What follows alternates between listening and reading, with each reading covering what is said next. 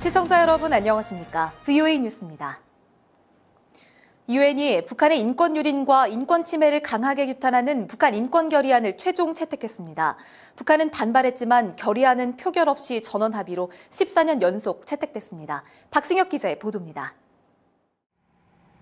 유엔 총회가 뉴욕 본부에서 본회의를 열고 북한 인권 결의안을 채택했습니다. 표결 없는 전원 합의이며 2005년 이후 14년 연속입니다.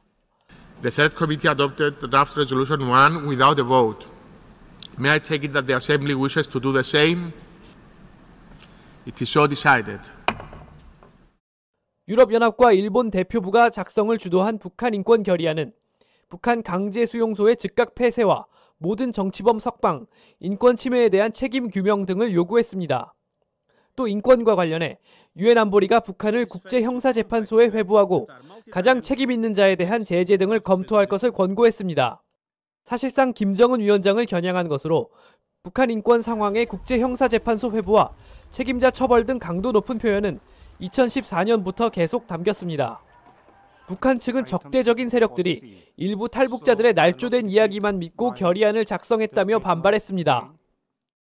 Human rights issue mentioned in draft resolution has never existed and cannot be allowed to exist in my country. 김 대사는 또 일본을 향해 2차 세계대전 당시 A급 반인륜 범죄를 저지른 범죄 국가라고 비난했습니다. 이번 결의안은 안보리가 북한 인권 상황을 계속 토의할 것을 권장하고 현재 진행 중인 외교 노력을 환영한다는 내용도 새로 담았습니다. VOA 뉴스 박승혁입니다. 유엔의 북한인권조사위원회가 지난 1950에서 80년대 납북 피해자를 20만 명 이상으로 추산한 가운데 북한의 인권 유린을 막기 위한 국제회의가 일본에서 열렸습니다. 북한에 억류됐다가 혼수 상태로 송환된 뒤 숨진 오토 원비어 씨의 아버지는 피해자 가족과 정부의 협력을 강조했습니다. 도쿄에서 김영권 특파원이 보도합니다. 북한 정권에 의한 인권 침해 피해자 가족과 전문가들이 북한 인권 침해 계몽 주간을 맞아 일본 정부가 개최한 국제회의에 참석했습니다. 북한에 억류됐다 혼수 상태로 풀려난 뒤 일주일여 만에 숨진 미국 대학생 오토 원비어 씨의 아버지도 참석했습니다. 프레드 원비어 씨는 인권을 유린하는 북한 정권을 정면으로 비판했습니다. They are hostage taking, torture, and extrajudicial killing. Too many families have suffered from such methods. 원비어 씨는 지난 12일이 아들 오토의 24번째 생일이었다며 아들의 죽음 앞에서 했던 약속을 공개했습니다.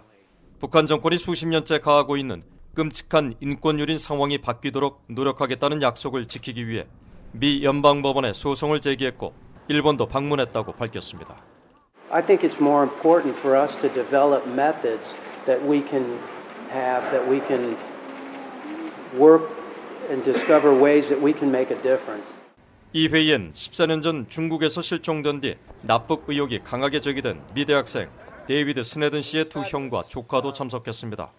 이들은 미국과 책임 있는 정부들이 납북 문제를 조속히 해결하길 바란다고 촉구했습니다. 납치 문제 담당 장관을 겸하는 스가 요시히데 관방장관은 국제사회가 납치 등 북한의 인권 문제를 공동과제로 인식하고 있다면서 북한이 올바른 선택을 하길 촉구했습니다. 北朝鮮には豊富な資源と勤勉な労働力があります。北朝鮮がそれらを効果的に活用し、正しい道を歩むのであれば、明るい未来を描くことができます。 이즈카 시게오 일본인 납치 피해자 가족회 대표와 가족들도 북한 정부가 올바른 선택을 하도록 국제사회가 협력해 북한 정부를 외교적으로 더 압박해달라고 호소했습니다. 회의 참석자들은 납북자뿐 아니라 북한 정권 치하에서 고통받는 모든 북한 주민들을 잊지 말고 행동으로 돕자고 촉구했습니다. 도쿄에서 VOA 뉴스 김영권입니다. 북한을 상대로 소송을 제기한 오토 원비어 측 변호인이 약 11억 달러의 배상금을 북한 측에 요구했습니다.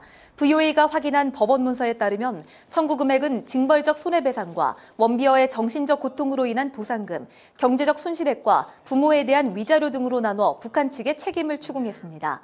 원비어 가족 측은 오는 19일 워싱턴 DC 연방법원에서 열리는 증거청문 심리에 출석합니다. 미국과 뉴질랜드가 북한 문제 해결을 위한 대북 공조를 재확인했습니다. 국무부는 성명을 통해 마이크 폼페오 국무장관이 국무부 청사에서 뉴질랜드 윈스턴 피터스 외교장관을 만나 북한의 최종적이고 완전하며 검증 가능한 비핵화를 이루기 위한 뉴질랜드의 지속적인 지지에 감사를 표했다고 밝혔습니다. 뉴질랜드는 북한의 불법 환적을 감시하기 위해 해상 초계기 파견 등 유엔 대북 제재 결의 이행에 동참하고 있습니다. 국제원자력기구 IAEA 주재 러시아 대사가 북한 핵사찰 복귀를 말하기는 아직 이르다고 말했습니다. 미하일 울리아노프 IAEA 러시아 대사는 긍정적인 상황 전개에 대비해 IAEA가 북한 복귀를 준비하고 있지만 솔직히 복귀는 먼 이야기라고 말했다고 러시아 타스 통신이 보도했습니다. 한편 아마노 유키야 IAEA 사무총장은 고노다로 일본 외무상을 만나 북한이 핵시설 사찰에 응할 경우에 대비해 사찰단 파견 준비를 진행하고 있다고 말했다고 일본 교도통신이 전했습니다.